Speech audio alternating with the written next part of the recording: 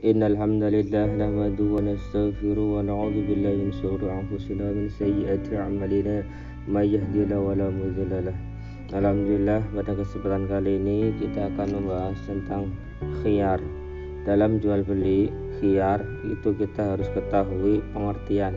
Khiyar secara bahasa berasal dari kata al-khiyaru yang artinya memilih di antara dua pilihan. Sedangkan menurut istilah khiyar adalah hak memilih bagi penjual atau pembeli untuk meneruskan akad jual beli atau membatalkannya. Khiyar ini bermanfaat bagi penjual dan pembeli supaya tidak salah dalam memilih, sehingga dia memilih yang terbaik, dan juga kehati-hatian sehingga dia mendapatkan barang yang dikehendakinya. Dasar hukum khiyar. Khiyar menurut syariat Islam itu adalah hukumnya mubah. Tetapi jika khiyar dipergunakan untuk menipu atau berdusta, maka hukumnya bisa menjadi haram.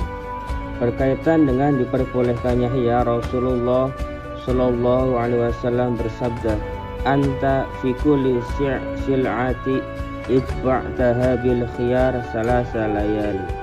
Rawahu Ibnu Majah.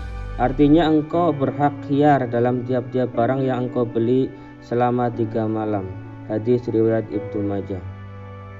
Kemudian pembahasan selanjutnya tentang macam-macam khiyar. Khiyar dibagi menjadi 4 macam.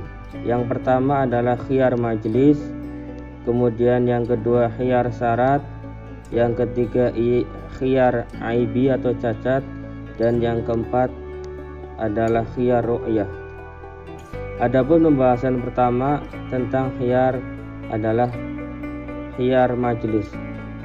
Yang dimaksud khiyar majlis adalah khiyar yang berlangsung selama penjual dan pembeli masih berada di satu tempat jual beli. Artinya antara penjual dan pembeli belum terpisah. Nah, ketika penjual dan pembeli sudah berpisah, maka sudah tidak berlaku lagi khiyar majlis. Jadi penjual sudah tidak bisa membatalkan transaksi jual beli, sebagaimana pembeli tidak dapat meminta kembali uangnya walaupun sudah mengembalikan barang. Ukuran terpisahnya sesuai dengan adat kebiasaan di masyarakat yang berlaku di daerah. Salah satu khiyar majelis dalam kehidupan sehari-hari adalah pernyataan bahwa barang yang sudah dibeli tidak dapat dikembalikan. Rasulullah Shallallahu Alaihi Wasallam bersabda, "Al-bayyi'ani bil khiyar malam yatafarraqa." Rawahu Bukhari. Artinya, orang yang mengadakan jual beli diperbolehkan melakukan khiyar selama keduanya belum terpisah dari tempat akad. Hadis riwayat Bukhari dan Muslim. Kemudian khiyar yang kedua adalah khiyar syarat.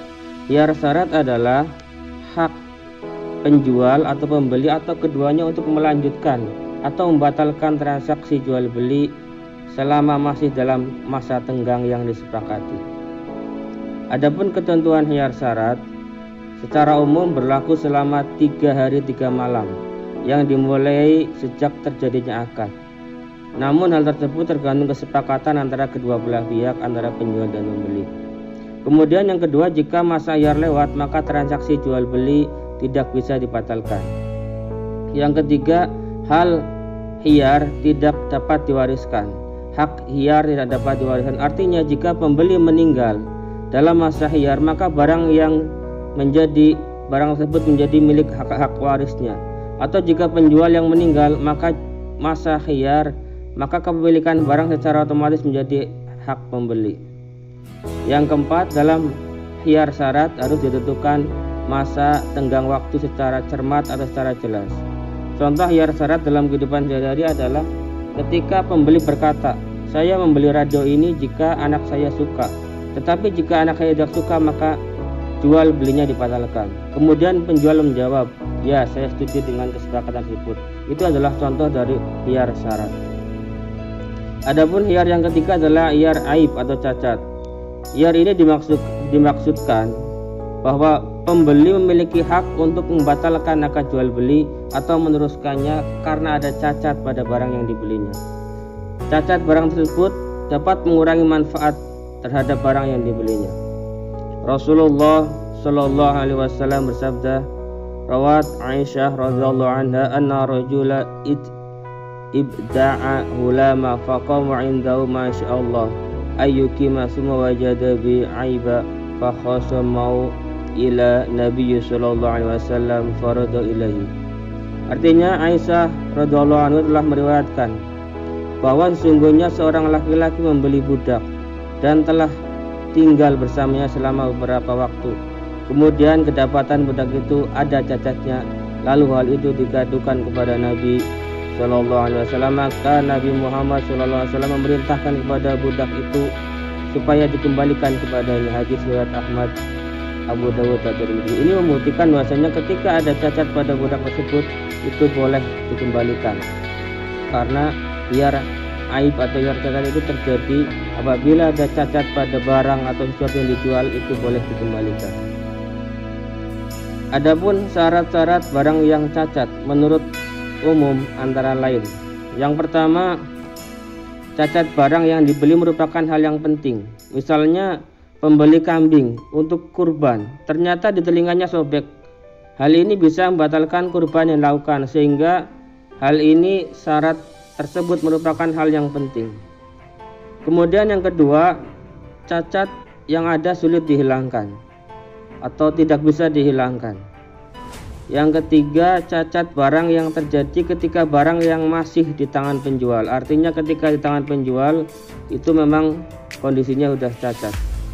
Kemudian yang keempat, cacatnya tidak hilang sebelum jual beli dibatalkan. Jika sebelum dibatalkan cacat barang sudah hilang, maka khiyar sudah tidak berlaku. Bagi penjual, haram hukumnya menjual barang yang cacat tanpa memberikan penjelasan cacatnya kepada pembeli. Sebagaimana hadis Nabi Shallallahu Alaihi Wasallam, al-muslimu akhul muslim, la yahilu lil muslimin ba'a min ahi bai'an wa fihi aibun illa bayyanahu. Rawahu Ahmad, Ibnu Majah, wa Daruqutni wa Hakim wa Tabrani. Artinya seorang muslim itu adalah saudara bagi muslim yang lain. Tidak halal bagi seseorang muslim menjual kepada saudaranya barang cacat kecuali ia jelaskan. Itu kenapa pentingnya kita teliti ketika menyuli barang, sehingga ketika barang itu cacat kepada orang lain itu harus diteliti terlebih dahulu.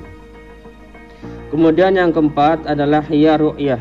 Artinya hak bagi pembeli untuk meneruskan jual beli atau membatalkannya, karena objek yang dibeli itu belum dilihat ketika akad berlangsung. Artinya khiyar ru'yah ini melihat, harus benar-benar melihat barang yang dibelinya. Khiyar ru'yah ini diberikan kepada pembeli, bukan kepada penjual. Dikehendaki dengan ru'yah ialah mengetahui atau melihat sesuatu menurut cara yang seharusnya, bukan hanya sekedar melihat tapi tidak meneliti, bukannya membuka dan membolak-balik, atau sekedar melihat saja, bukan yang dinamakan ru'yah. Atau dalam hal ini Rasulullah SAW bersabda, man ishtara malam yarahu falahu khiyaru idza rahu. Artinya siapa saja yang membeli sesuatu yang belum dilihatnya, maka ia berhak khiyar bila ia telah melihatnya. Hadis riwayat At-Tirmidzi. Artinya ketika kita mau membeli harus benar-benar melihat barang tersebut. Jangan kita membeli barang yang belum jelas. Seiring dengan maraknya jual beli sekarang ini seperti jual beli online melalui internet, telepon, dan lain sebagainya, pembeli dapat memesan dengan mudah kesepakatan jenis barang dan bahkan tanpa tatap muka. Barang yang dibeli disertai dengan faktur pengiriman tujuan, bahkan dapat diteliti atau juga dikembalikan, atau juga apabila ada cacat bisa dikirimkan kembali, atau bahkan diganti yang tidak cacat. Maka model penjualan seperti ini bisa dikategorikan kepada dalam khiyar aibi. Model penjualan seperti ini banyak sekali, bahkan menurut Islam diperbolehkan karena antara penjual dan pembeli tidak ada yang dirugikan. Adapun contoh bukti faktur pengiriman barang memuat nama barang, harga barang, jumlah pesanan, tempat pengiriman, tanda tangan dan lain sebagainya. Itulah pentingnya Islam dalam mengatur jual beli, sehingga penjual dan pembeli bisa membatalkan jual belinya ketika ada terjadi cacat atau lain sebagainya. Kemudian manfaat khiyar. Khiyar bermanfaat antara penjual pembeli, diantaranya adalah menghindari terjadinya penyesalan di antara kedua belah pihak. Jadi supaya tidak menyesal di antara kedua belah pihak. Kemudian yang kedua, memperkecil kemungkinan adanya penipuan. Biasanya orang yang menipu itu mau mengambil keuntungan. Dengan adanya khiyar ini bisa terhindarkan.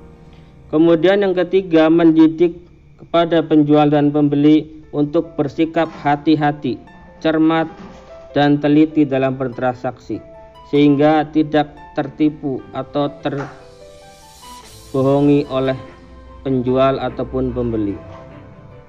Kemudian yang keempat, menumbuhkan sikap toleransi antar kedua belah pihak, baik penjual maupun pembeli.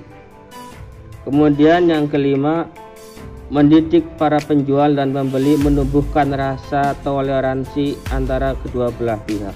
Jadi dengan adanya khiyar ini diharapkan akan timbul rasa saling percaya, sehingga terjadi hubungan yang baik antara penjual dan pembeli. Demikianlah pelajaran tentang khiyar pada kesempatan kali ini, mudah-mudahan bermanfaat. Saya akhiri. Wassalamualaikum.